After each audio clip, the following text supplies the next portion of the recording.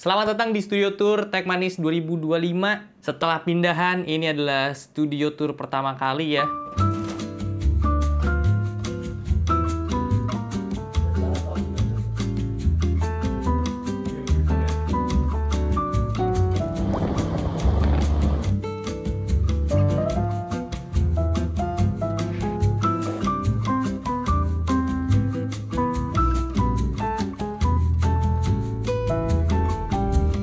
Sekarang kita lagi ada di studio syuting. Di sini ada setup kerja, ada storage untuk taruh-taruh gear syuting, ada spot untuk santai ya, ada sofa di sini dan lain-lain. Kita mulai dari ruangannya dulu. Ini ruangan ukuran 3,87 meter kali 3,33 meter. Ruangan yang cukup banget lah untuk kebutuhan gue syuting, dan gue manfaatin banget ruang yang cukup lebar ini dibanding studio yang lama untuk pakai meja yang cukup lebar juga. Plus ada furnitur tambahan di dalam sini. Tapi yang paling gue suka dari ruangan itu adalah tinggi ceilingnya, karena ini cukup tinggi di 3,2 meter, makanya kita bisa taruh rigging di sini ya. Rigging ini sangat membantu untuk gue syuting. Tinggi ceiling segini juga jadinya aman, ada jarak untuk gue bisa taruh sound panel di atas dengan rigging yang udah terpasang juga. Jadi untuk rigging ini dibuat pakai besi galvanis ya, dipakein siku di setiap ujungnya, terus di bolt lagi untuk mounting ke tembok. Ini dipasang dengan formasi kayak gini untuk gue bisa pindah-pindahin lighting secara mudah. Nggak mudah juga sebenarnya pakai tangga. Lebih fleksibel aja jadinya ketika mau syuting B-roll, syuting A-roll, lighting ini bisa diposisiin sesuai sama kebutuhannya. Masih manual sih memang pindahinnya, tapi ngebantu lah supaya di bawah itu lebih clean, nggak ada light stand yang itu jujur aja menemuin tempat sih. Kejar mulu tapi. Dan jangan lupa untuk sediain colokan listrik di atas kalau misalnya kalian mau bikin kayak gini juga. Next, untuk sound panel, selain yang ada 2 di atas, kita juga pasang ada 1, 2, 3, 4, 5, 6 di tembok secara vertikal. Penentuan posisi tingginya si sound panel ini lebih ke sejajar sama mulut aja sih, supaya kalau misalnya lagi ngomong ya kan sumber suaranya mostly dari mulut nih kalau lagi syuting, jadi nggak terlalu gema lah. Untuk sound panel ini jangan tanya beli di mana, karena ini kita ngambil dari studionya Adimologi. Kemarin dia habis rombak lagi ya, habis renov lagi, ganti ke warna hitam, jadi yang putihnya kita tampung.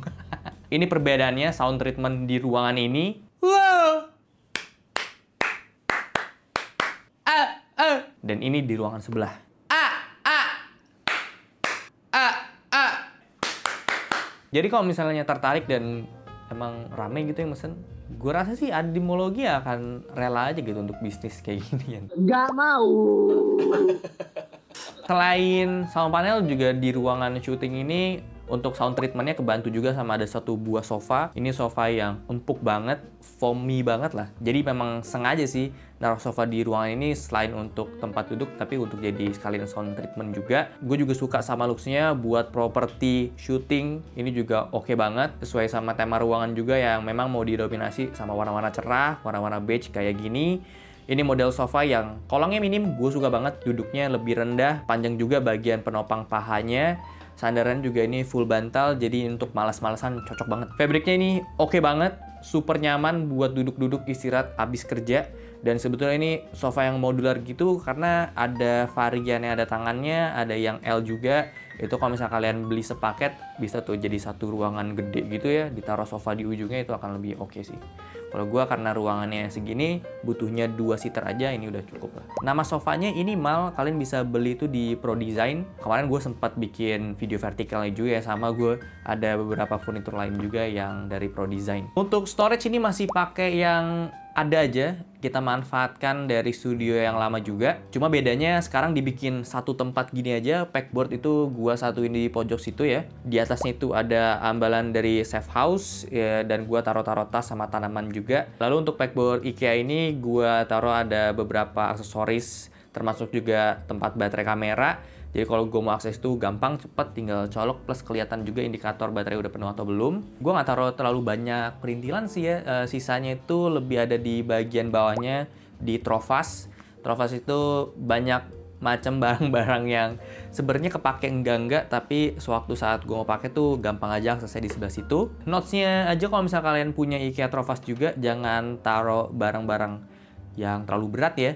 Ini agak bending ternyata karena di studio yang lama si Trovas ini super penuh. Sekarang udah gua kurang-kurangin, gua distribusin beratnya itu lebih ke yang samping-samping, jadi tengahnya itu nggak terlalu terbebani lah. Tapi ya udah terlanjur bending juga. Masih di spot yang sama juga, di pojok situ ada lampu. Total di ruangan itu ada 3 spot lampu untuk ambient aja.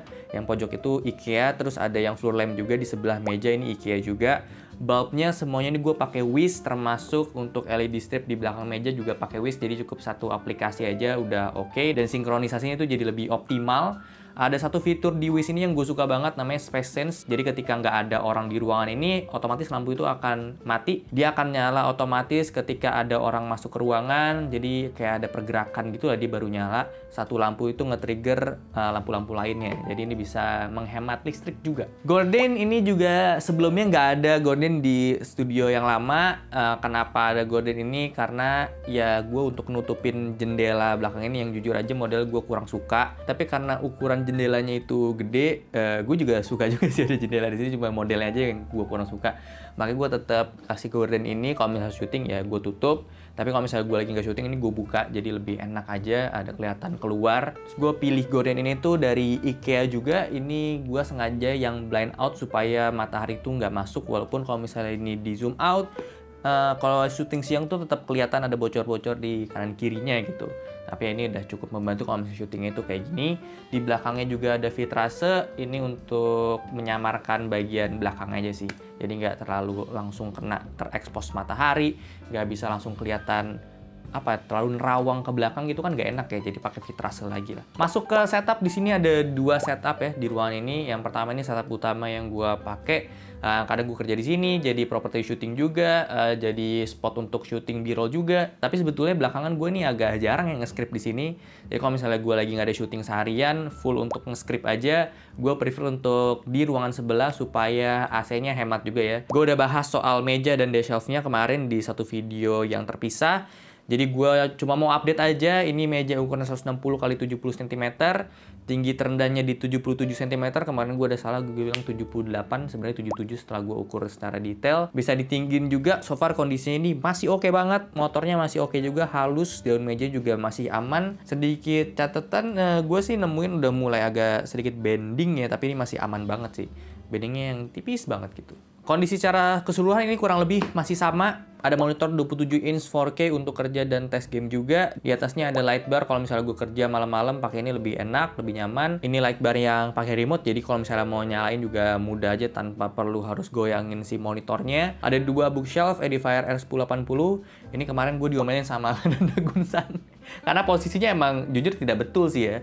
Karena harusnya itu ngadep ke si usernya, sementara ini terlalu lurus ke depan.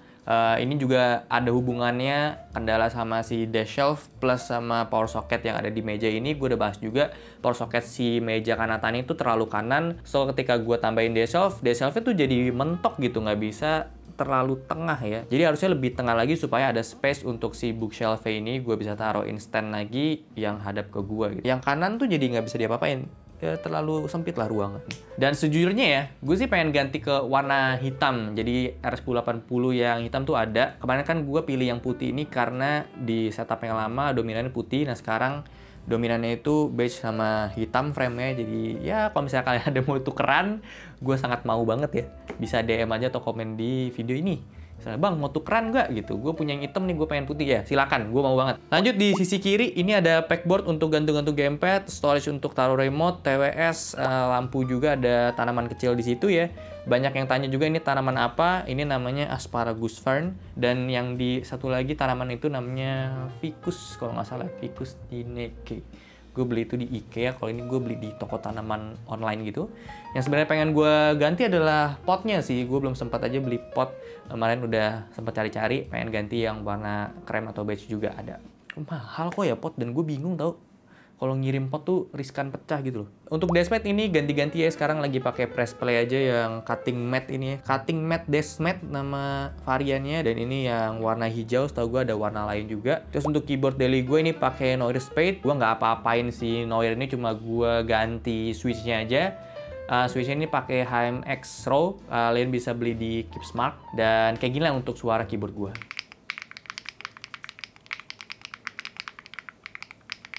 Untuk mouse kayak biasa, selalu gue pakai 2 mouse, satu kerja sama satu gaming. Ya kerja ini pakai Logitech M650L, masih sama kayak yang dulu-dulu, dan gaming lagi pakai Daxa 2. Tapi karena belakangan gue lagi jarang banget main game ya. Sebenarnya Logitech ini belakangan lagi sedikit bermasalah, gue nggak tahu kenapa, kayak mungkin baterainya udah mau habis, tinggal 20% memang. Jadi dia agak ngadet-ngadet gitu. So gue pakai si Daxa itu untuk kerja aja jadinya kalau kerja di meja ini. Dan sebetulnya yang gue suka dari Daxa adalah ada dockingnya sih. Dan ada indikator juga LED-nya.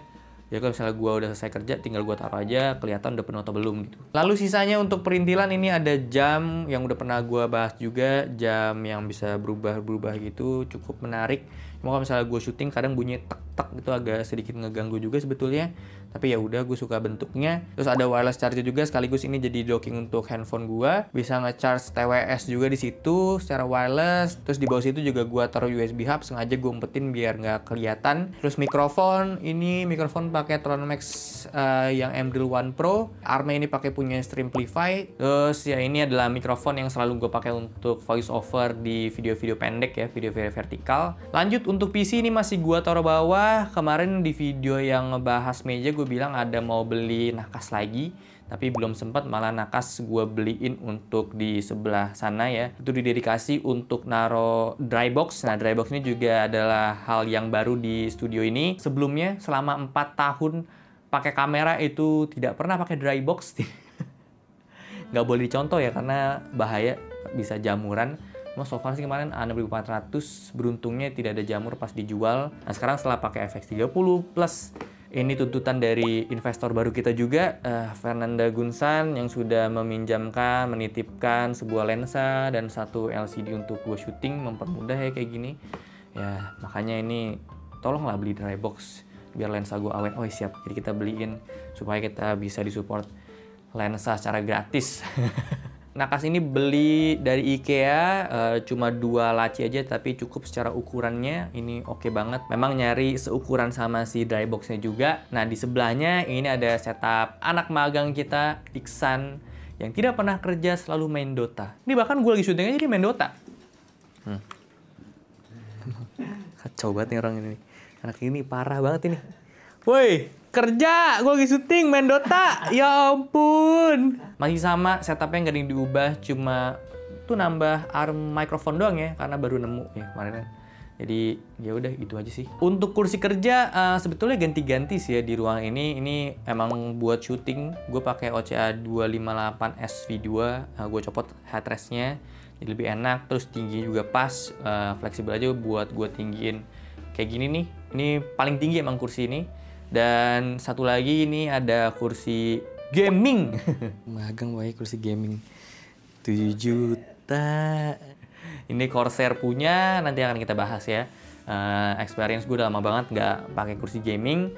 Dan tentu POV-nya ini, kita dari POV yang selalu mereview kursi kerja, kita review kursi gaming ini. Apakah pendapat kita akan bagus atau tidak? Saksikan saja. Bisa buat tiduran, Cok. Gak bakal jatuh. Jadi itu sih ya ngebahas satu ruangan studio ini.